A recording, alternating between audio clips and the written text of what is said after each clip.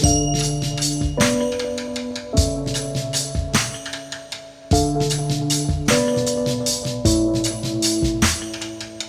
up, fam? Welcome to another adventure. My name is Omar. Today I have my friend Chris with me. Also, a big shout out to Cody Green for showing us, giving us a little bit of a history lesson on the Ferry Plantation house. Now, he allowed us to go ahead and roam the house. We're gonna show you around. This part right here that we're in is kind of like the side entrance. Now, if you see my vlog, we were knocking on that door right there and we did peek through the window a little bit, but this is what used to be the courthouse part of the Ferry Plantation house. They used to make their food right here in the fireplace. Now, this isn't the actual fireplace. I think that there's some elements to the original fireplace, but they did, I think in 1996, redo this area here. But they were telling me that there was one night that they came in, and this is just like just to show you when they would give the prisoners bread, or they would make bread, grab it out of something that would look similar to this. But Cody had come here in the morning one time, and this is always there, and it was on the other side of the room, which means that it flew out of there, and it was this same one here. I thought that was pretty cool. He was also mentioning to us that, oh, hey, Chris. Yeah, kind of. But hey, back in the day, this is what you would have to use the bathroom in. Well, women. Yeah, let me explain. Well, these are the fancy dresses they used to wear back in the day, and you could kind of imagine trying to go to the bathroom in that. I mean, just to get it on was a hassle, so somebody would kind of go underneath like so, and they would do it in private, of course, and they would, you know, just do it like that. Now, we're gonna go ahead and start out in this part. Now, I did come up here a little bit earlier. This is the attic. Oh, and there's something so cool up here that I have to share with you. Now, there was a 6'8" slave that lived up here by the name of Henry, and they were rehabbing the place and scraping paint and stuff. Some, you know, of course it was all done by volunteers. In fact, this place is still run by volunteers. Big shout out to all the volunteers that work this. But one of the volunteers was scraping paint, so she starts screaming and screaming. She's like, "Get up here, hurry." I guess there was so many layers of paint on this that you couldn't see it, but there it is right there. It's an H for Henry, which was the name of the slave that lived up here. Now, there's so many stories of Henry. There's some really bad stories too, but Cody did confirm with me that Henry isn't an evil spirit. He'll just kind of mess with you, and he'll do bad things to you if you do bad things to this place. He's very protective. According to Cody, he only attacks knuckleheads. So people have reported their hair getting pulled, being pushed here and there, just a lot of weird things when it comes to Henry. You know, Henry was a big man, big man. I mean, he more than likely had to duck underneath this door here. Now, we're not allowed to go in here, but earlier Cody did go in there with my camera and get a couple of shots, so I'm going to show you what that looks like. Now, there's one thing that I find very interesting about the attic, like the attic. There's still fingerprints of the slaves, you know, when they were doing the roof, and you can see that up there. And I guess there was a process. There was like an oil that they would use to put the nails in, and the oil would get on their fingers, and you could kind of see the fingertips, and it's all over up there, which is pretty cool. Now, this is probably the most mind-blowing thing that I've seen up here. It's gonna blow your mind too, but it makes a lot of sense. This right here are slave tags. Those slaves would wear these, and these are legit slave tags. Servant for, you know, because sometimes they would have the owner's name. You know how we put tags around our animals' necks in case they get lost? This was almost like their lanyards. And these, oh, wow, these should be like in a glass case, honestly, because they're probably so valuable you just don't see things like this anymore. I mean, these were around the necks of real slaves here in Virginia. So Chris is gonna join us. Good timing. So what do we got going on? I'm gonna do a spirit box communication using my app. And if you guys want to use this app, there's a link down below for Android and iPhone users. I think you can download it like on iPad, even tablets, things like that. Be sure to check it out. It's only $10 compared to like spending hundreds of dollars on spirit boxes. I mean, I love it way more than any type of spirit box. You don't hear that panning. All you get is voices and all kinds of anomalies. So I mean, we're gonna use this. If you use it, please use it responsibly. I don't want to be held responsible if something evil comes through it and starts attacking you in the middle of the night. I'm not saying that will happen, but you know, it is possible. So we're gonna try to make communication with Henry, the giant. Henry, are you here with us? Alright, so Cody did tell us that Henry wasn't here. I mean, I guess he can feel things. Henry, we want to talk to you. He said he's not here. That's what he said earlier. Said here. Are you really here with us, Henry? You're welcome to talk to us if you want to. We have a lot of respect for you. We love that you protect this place. They say that he protects it. Open this door. I'm just gonna open it. I'm not gonna go up there.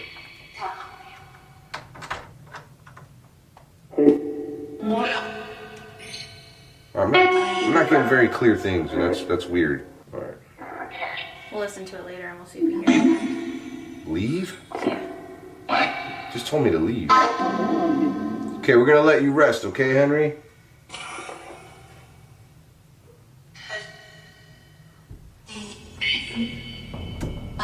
Told me to leave again.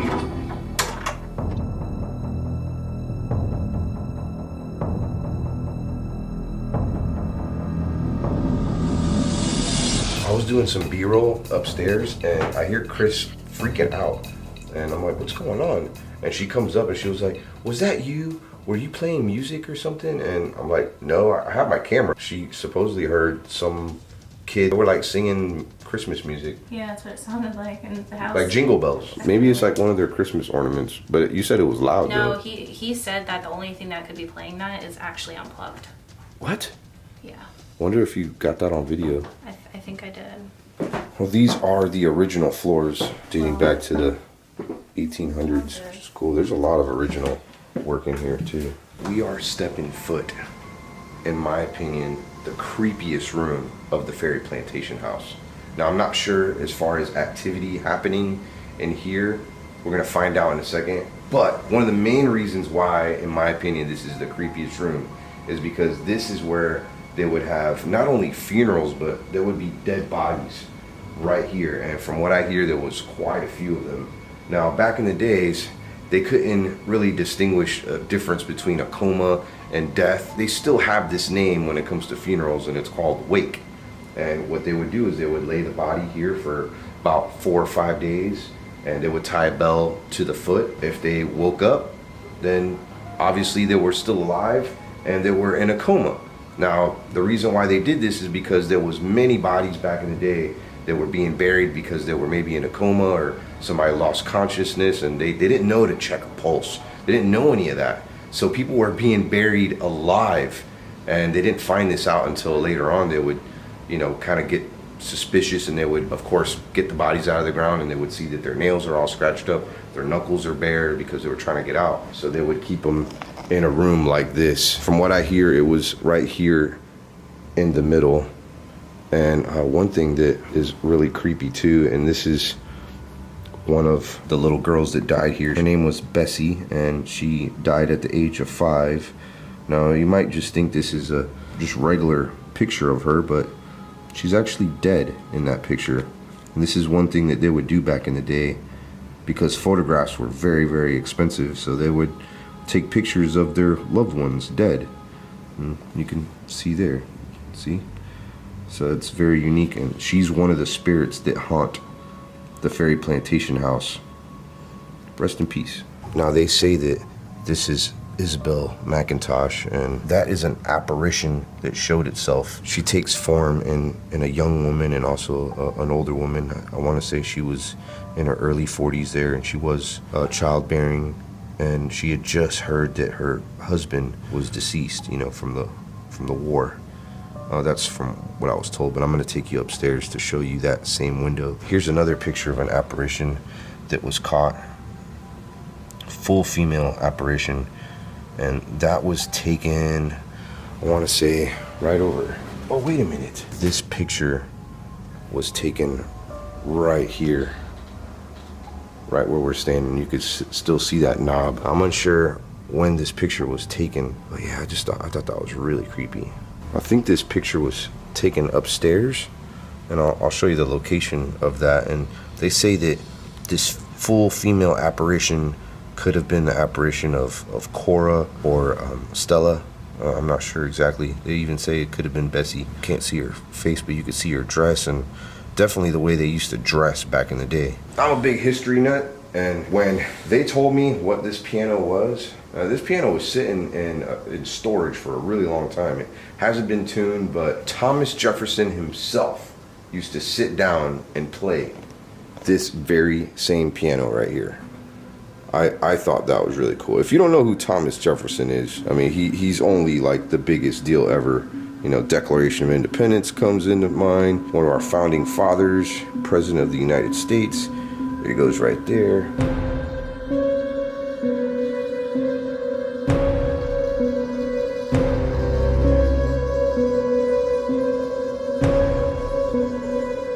This room that we're in right now is where Cody had his air mattress set up, and he said that he felt somebody behind his head stepping on the air mattress, making him rise up, and then he heard giggling. He believes that it could have been Cora or Stella. But there's some pictures there of Stella.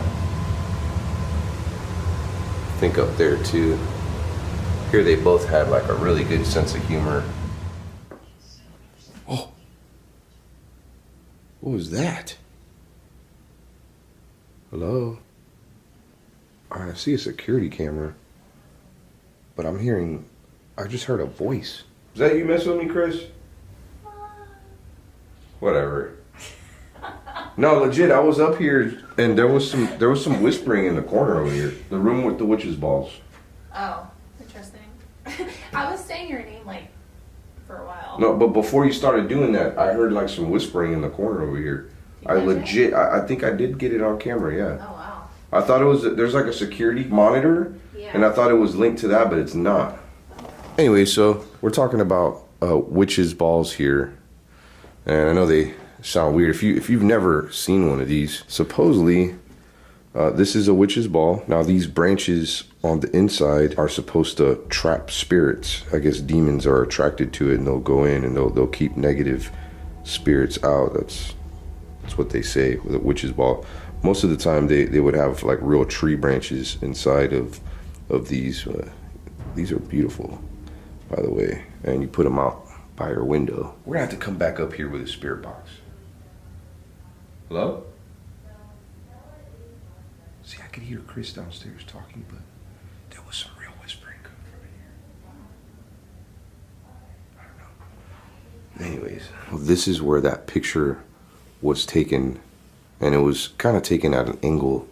And then when they blew it up, you can see that there is a woman, and it looks like a pregnant woman. Before I turn the spirit box on, which will be in a little bit, I'm gonna have a lot of silence here, a lot of silent moments. So if you hear anything, let me know if you see anything too, because you know ghosts are spotted here all the time. This is a very popular story. You can look it up. Not all of it is accurate. This is a replica statue of Grace Sherwood, which can still be seen today, and I want to say it's in front of a hospital. Now there's so much talks about Grace Sherwood and why she was a witch. She was an herbalist and a farm girl. I mean, she knew how to do crops right, and people would get jealous when, of course, their crops were dying, her crops were surviving, and they automatically assumed she was a witch. She was kind of a badass, if you will. Now, one of the reasons why they said that Grace was a witch is because she didn't have one of these under her house. I'm gonna explain what one of these are too. It's actually quite weird. A lot of homeowners would put these underneath their porches or in front of their houses. They would put them upside down, and they would have sharp objects in them like glass and nails, things like that. But they would also have urine in here too. And some of these are still being found till this day underneath historic homes. And the purpose of these was because they said that urine would attract demons. Demons would go inside of these bottles and they would get all cut up with, you know, all the sharp objects in there, and they weren't allowed to enter your home because they would get trapped in these bottles. I want to say that they were called demon bottles or demon trap bottles. I don't know, I would have called it a bottle full of urine. Never seen anything like this, but another reason why Grace Sherwood was tried as a witch was because she didn't have one of these underneath her house. I mean, it could have just been she wasn't following the whole superstition and she didn't maybe believe in it. She thought it was garbage, so she didn't have that. And here's one of those witch balls again. I thought I was going to see some tree branches in there, but very similar concept to the demon bottle. I wonder if these really work though. You know, demons would attach themselves to these bottles full of urine. Yes, that's what you think it is. That is where you go caca. Now before that, they had these pots underneath the beds that the servants would get later on. And in the middle of the night, who's going to go to the outhouse? Just go in there, and then your servants get it later on. Now when they didn't have servants, you know who would end up cleaning in that? Or not in it, they would just take, it was like a pot and they would remove it. But yeah, the kids would have to clean that. So do you imagine being a kid and being told by your parents, hey, you got to clean the potty, go take it outside and rinse it out, and like you have your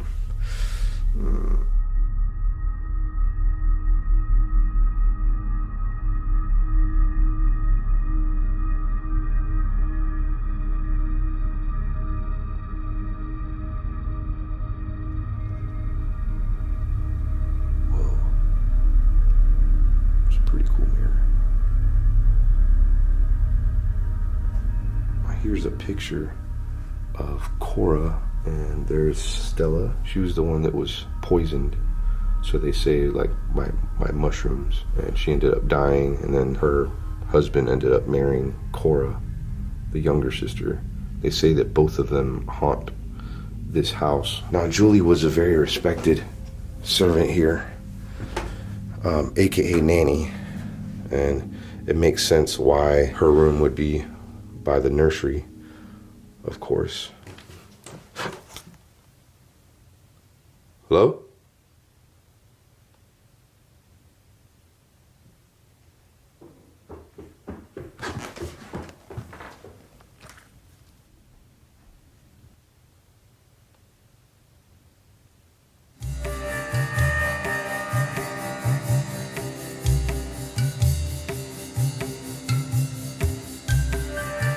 Now we're officially out of the Ferry Plantation property. I mean, back in the day, this was the entire property, and you could see it has a ton of homes now, and these are higher end homes. Bet you some of the homeowners are complaining of hauntings. But right here in front of us is the tree where they used to hang people, and these were public hangings, and this tree, from what I was told, dates back to the 1700s. And if you look a little bit further up there, that tree has an exact date. That magnolia tree is one in, I think, 16 around the world that are that size. That tree was planted by a widow of a soldier. She lost her husband, and she planted that tree in honor of her fallen husband. Not sure, you know, how he passed away, but that was planted in 1863, and it's still there. I mean, in Florida, we got some big magnolia trees. I've never seen one that size, but when we look up at the hanging tree here, and from what I'm told is this tree should not even be alive still. I mean, it's completely hollow on the inside. In a second, I'll show you what it looks like inside there. But yeah, this tree is still, you know, showing off its leaves in the spring. I mean, right now it doesn't look alive because it's winter time, but that's the branch where they used to have the ropes for the hangings, and you can still see the line marks. I mean, all up and down that. It'd mainly be on that. You can see how thick the branch is. Let's have a look in here. I can't really get in. Whoa. Dude, it's completely hollow in there. Look at that. How is this tree still alive? Wow. I guess the roots around it are keeping it alive. Do you imagine the underground root system to this tree dating back to the 1700s? And that almost looks like a hand or like an arm, like saying, you ain't going nowhere, you're not dying. I got you, bro. This definitely has to be a haunted spot here at the Ferry Plantation. Let me know in the comments if you want us to do a video just here at this tree, because even Chris had found some pictures online where you can see apparitions hanging from the trees and just a lot of weird anomalies. So anyways, let's get back inside. I did come up here a little bit earlier and Cody gave us a tour, kind of shared with us some of the history, and one of the things he was saying, and this is kind of cool too, is the furniture people, when they would come and tell you, hey, we're gonna build you a mattress, this is what they would, mattress, if they were gonna build your furniture. Yeah, I mean, yeah, they could build your mattress too, of course, but this is the model that they would show you. It almost looks like a doll bed. Well, hold on, I'm out of breath, oh my god. Going up the stairs? Yeah, well, your mattress, they could very easily build, it was made of hay. Made of hay, yeah. Whatever they could find. Isn't this one made of hay? I was looking, I don't think they put anything in it. Okay, no. Could you imagine that? Like, we're so spoiled nowadays. I know. These elaborate mattress companies. Is this open? It's kind of like a coffin. What's that? Okay, it's just all ductwork. So this was Julie's room. I'm sure it was used for other things before, but Julie was... Oh! That scared me last time I came in here, too. That scared me when I first came here. But see, this is, that's Julie right there. I don't know if she haunts this place. I think her voice has been heard on EVPs. Because he said he's heard the clearest EVP ever, and it was, I said you can't come into my room, or something like that, or not to be in my room. Because she stayed up here so she could take care of the children. She took care of the children and stayed in here, and I think maybe they would try to come in here at night and, you know, play around, and that EVP that he heard was her kind of reprimanding the children. Could be. Where we're at right now is where dead bodies, most of them being dead bodies, were laid for several days to make sure they were dead bodies. Could you imagine, like, you have your loved one's dead body down here and you're just waiting to hear a bell ring? This is the most active room in the Ferry Plantation house. Let's find out why. Why is this the most active room here at the Ferry Plantation house? So you know what's crazy is Bessie probably laid right here for a few days. Yeah. And they laid him down. They weren't in a coffin. Now they would do funerals back in the day too at the houses. They were just laid on a table. On a table, yeah. Are you here with us, Bessie? Really? What did I just say? I thought I said yeah. Bessie, did I hear you singing earlier?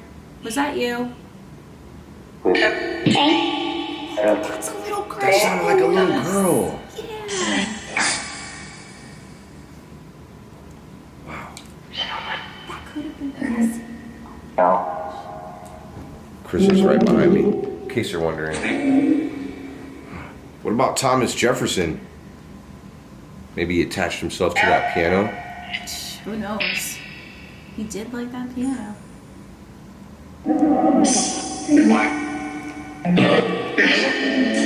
It sounded like Cora.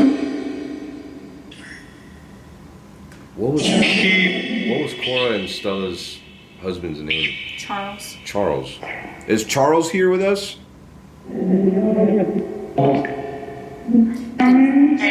Did Charles like Cora or Stella more? Ooh. Charles, who'd you like better? It said done.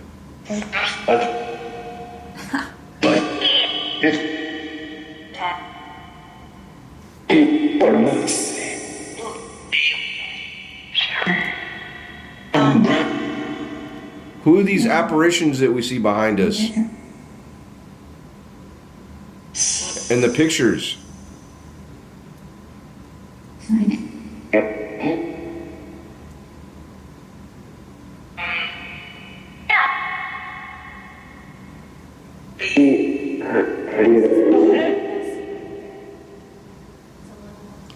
Is it Bessie?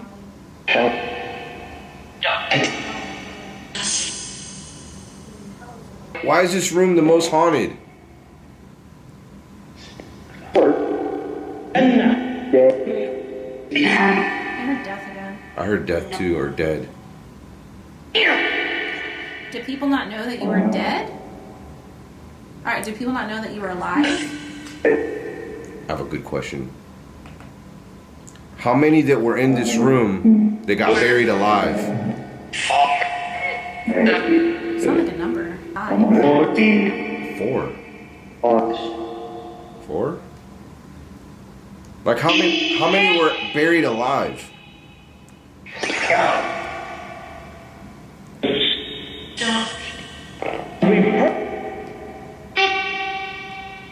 How many spirits reside in this home?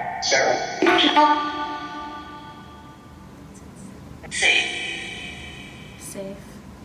Do you guys feel safe here? Is that why you stay? There's a lot coming through. Henry. And then it said freed. He was freed. He was a Henry was finally free. We're happy that you're free now, Henry.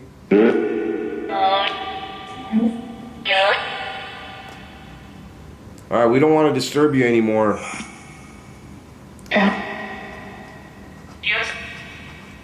Thank you so much for speaking with us.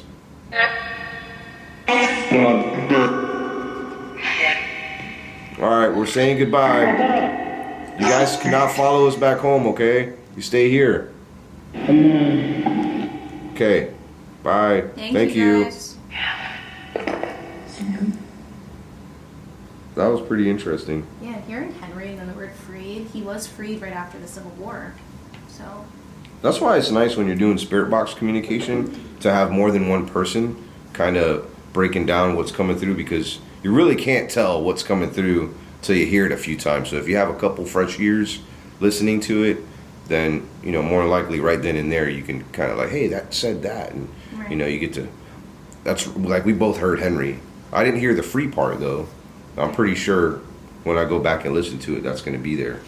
So we're going to go ahead and start concluding this video. Thank you so much for being a part of it. This is a historic landmark that you can come visit. We had permission to come here. Big shout out to the Ferry Plantation staff, especially Cody Green. They do nighttime investigations here. We're looking into maybe doing one where we get to spend the entire night, overnight. Supposedly you get this place from 8 p.m. to 8 a.m. and it's only like a few $100s. So I would highly, highly suggest if you want to do a paranormal investigation, get in touch with them. I'm going to leave their links down below and come check this place out for yourself. There's so much that I didn't get to show you, so much that I didn't even get to say, and I did that on purpose so you can look this place up and check it out for yourself. Again, let me know if you've seen or heard anything here that I may have missed. Check out my friend Chris Starr. Her link is down below in the description. Check out my social media too, especially Instagram, because there's some times where I'll do like Instagram stories and you get to see some behind the scenes access to places that I do visit. I gotta go for now. Before you leave, give me a kiss.